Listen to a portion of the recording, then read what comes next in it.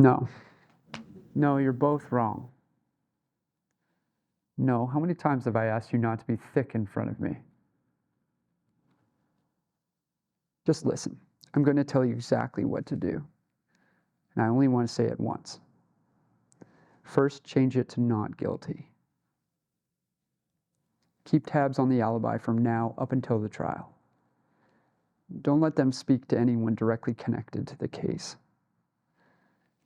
Don't worry about the witnesses, because they have no credibility. In the prosecution, they know it. It doesn't matter. It's inadmissible. Don't question me. You know I'm always right about these things. Exactly. And when I return, I'll tell you I told you so. This isn't anything that someone should be laughing about.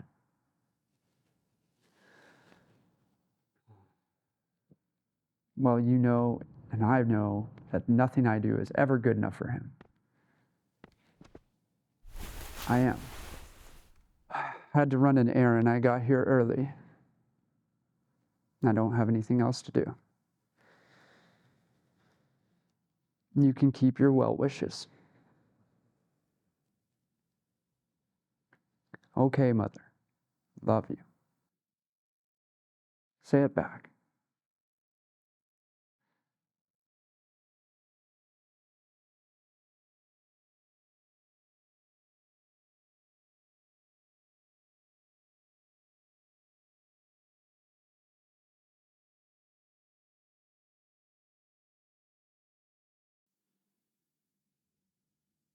A priest and a lawyer come across an unconscious 8-year-old boy. The priest says, "Let's screw him." The lawyer says, "Out of what?"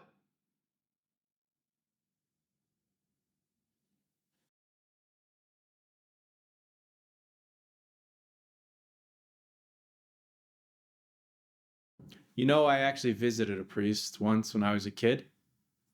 He told me to not be afraid to ask for help, to always pay attention, and to never, under any circumstances, question those higher up than you. Speaking of questions, what do you think would be a good answer for why I want to work here? You know, I've got a few ideas, but I'm not sure what would be the most impactful. Come on. We're both on the same side here, right? Both have the same goal. Give voice to the voiceless. Stand up for the little guy. I just want to make sure that the worst people in the world have the best help available to them. Come on! I'll show you mine if you show me yours. Okay. You know what? Fine. I'll go first. Tell me, Mr. Harrington, why do you want to work for Duncan James and Associates, the most notorious criminal law firm in the world? Well, I've always had a passion for fighting the good fight, standing up for the little man, and making sure that the worst people in the world are out walking the streets. I'm familiar with your firm's reputation of defending some of the most reprehensible people in the world, so I thought I'd put my experience defending murderers, rapists, and pedophiles to good use. See, this shows that I've researched the law firm and share their values and tie it back to my own experience. Okay. Well, what about this one? Where do you see yourself in 5 years? Judge. No. I know what you're thinking, but hear me out. I know some people think that's just a delusional pipe dream. But if I let the biggest criminals in the city know that I am well and truly open for business, carefully insert myself in their back pockets, well, you know, they'll do everything they can. They'll bribe city officials to make sure that I stay in the highest possible position of power. You know, make the criminal justice system work for them. This shows I'm ambitious, calculated, work well with others. No? Okay. Well, how about this one? You're going to have a reaction to this one. Biggest weakness. My biggest weakness? I'd say multitasking. Yeah, you know, sometimes I've got a craving I can't quite satisfy. Terrorists, drug dealers, thieves. My thirst for the worst is just insatiable. Sometimes, I can't always give 110% with so many cases going on.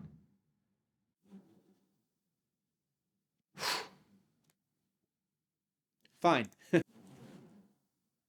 Let me guess what you might say then. Well, I mean, it's obvious the main reason why you want to work here is the perks.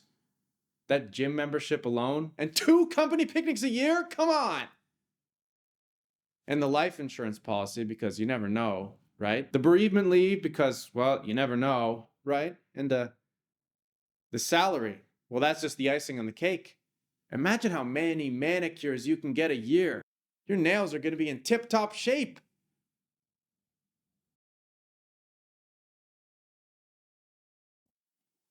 the 5-year one, that's a little bit trickier. Maybe you're back in school. Maybe you decide you're not cut out for this after all. Maybe you're in need of a career change. I mean, you could always get a job modeling those tight little suits.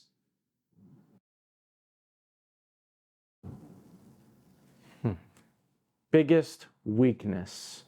I don't know. Witness tampering? Trial fixing. Bribing the judge. I bet you and your mom make an unbeatable team, huh?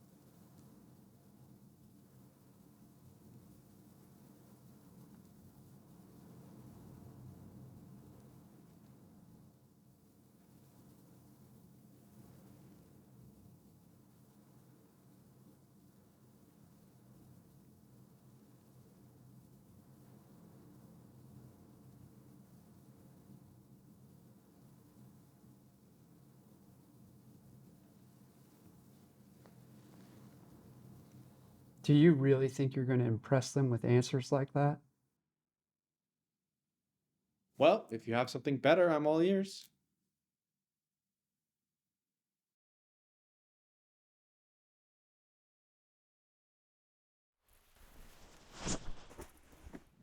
Oh, wait. Okay, go. First, you want to go deep and you want to get personal. I'm talking about you're going to walk in there, you're going to know that that interviewer was molested as a child. And the reason that they were molested was because the person who did it went to jail for a minor offense. In jail, they became a hardened criminal. And by the time they got out, they were beyond help. Essentially, you're going to make them believe that if it was you trying the case, that you would get them out back on the streets scot-free. Oh, so like blackmail them. No, do not blackmail the interviewer. You want to convince them that you're both coming from the same place, that you share the same story, and that you have the same principles. Okay. And as far as a judge goes, no. They want to see ambition, but not too much ambition. You want to convince them that you're going to become the most notorious and controversial lawyer since John Stacy. Oh, so like behave erratically, cause a media frenzy? No.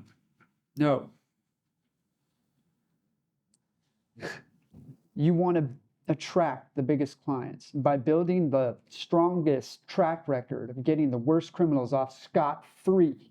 Now, if that means hanging out at mob organized card games and handing out your business cards, then so be it. You can't become a tourist in the underworld. You have to immerse yourself in it. Immerse yourself in it. Got it. And if you think that having multitasker as your biggest weakness is going to make you a strong candidate, incorrect. your biggest weakness should definitely be empathy. Oh, so like create a sob story. Make them feel really sorry for me. Empathy, like seeing the best in people, which quite often leads to them taking advantage of you. Fortunately for you, criminals like empathy because you're seeing the best in them and rally behind their innocence. Behind their innocence. Okay. It's all about the broader picture. They don't care if you went to Harvard. They don't care about the previous cases and how hard you worked, blah, blah, blah, blah, blah. They just want to know what your fundamental core principles are that drive you.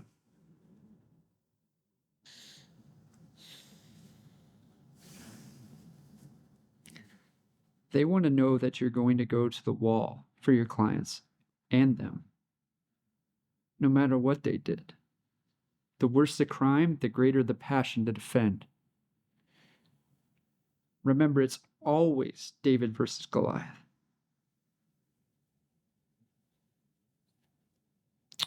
Imagine if they asked why you left your previous position, you'd say it's because you wanted bigger cases that the old firm aren't capable of handling.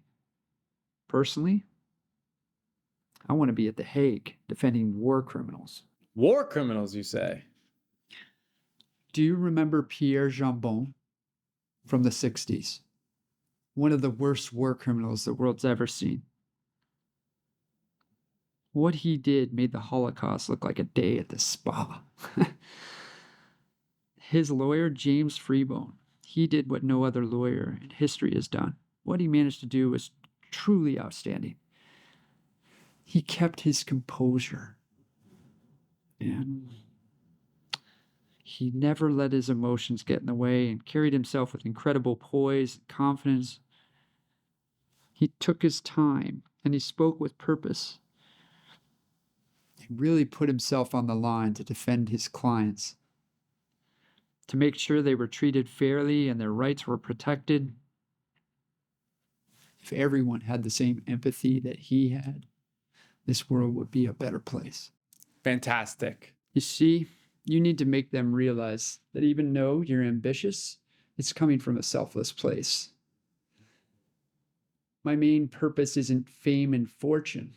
It's digging deep into the far recesses of the human condition to find the limits and discover the limits of understanding and forgiveness. Oh, so like don't make it all about yourself. You're just a vessel for the cause. Exactly. And say they asked you about a time where you had a difficult case and how you overcame said difficulties. You need to talk about something extreme and how you showed them that you know how to spin the narrative. Spinning the narrative. Yeah. Take me, for example. I'd mentioned the time I represented a young man that shot and killed several children at an elementary school. Everyone knew he did it. He posed memoirs on the internet. He posed with guns on social media. It was an open and shut case. The thing we had to work on was not getting the death penalty. We had to shoot for 25 to life. What we ended up doing was manipulating the jury in such a way that they're mitigating factors. There's no way that they could pin it all on him. He ended up getting court-mandated therapy and probation. Wait. I think I heard about this. Is this the Wayne Williams case? Yeah. That's correct. Are you telling me that I am in the presence of the great massacre mitigator, Jason Hammond? That was some truly diabolical shit you pulled off, man. You're like a hero to people like me. Oh, I would be kicking myself for the rest of my life if I didn't ask for a play-by-play account of how the shit went down from the man himself. Come on. We're just two lawyers talking. Come on, please. Please. Come on. Okay. Yes. So, Yes.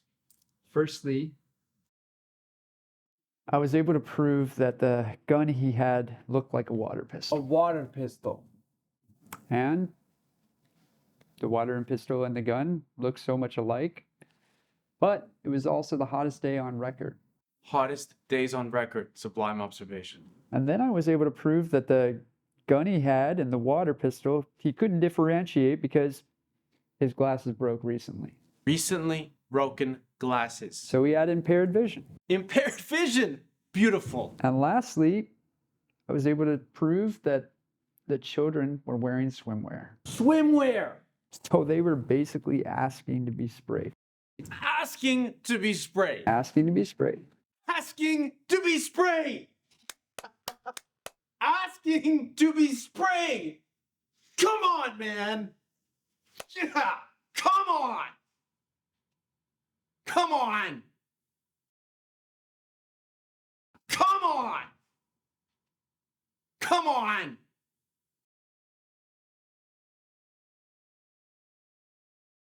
Yes! Yes! Yes! Mr. Harrington? Mr. James will see you now. Oh. Well, that's me. So, shared goals, attracting the biggest client, seeing the best in people, limits of understanding and forgiveness, and spinning the narrative. Thanks a tip, buddy. Wish me luck.